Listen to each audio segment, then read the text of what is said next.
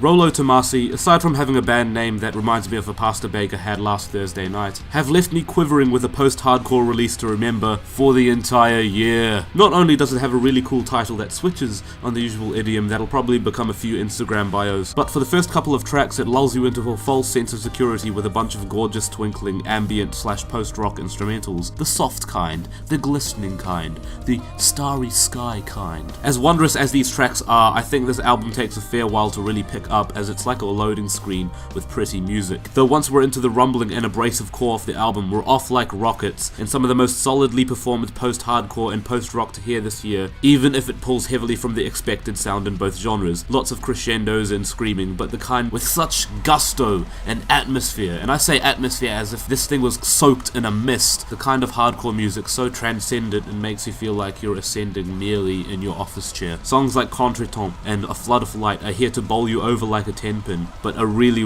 large 10-pin, so it makes an absolute spectacle of tipping over slowly and crashing into the earth below. And remember that relying on huge rock crescendos isn't a bad thing either. It may be common in this kind of music, but Rolo Tomassi are sure to make each one feel necessary and bold and totally bloody destructive. And I love how in between a couple of these tracks we have more of these ambient breathing moments to really let those crescendos feel much more powerful. In fact, I actually think the album could have used more to break up the album in between those tracks, maybe. But as it comes, Rolo Tomassi's new album that also finds its way around its songs with the strong black gaze and mathcore influences has inspired in me an awe only instilled by the feeling of buying new stationery. And my word, I love starting work on a fresh new refill pad.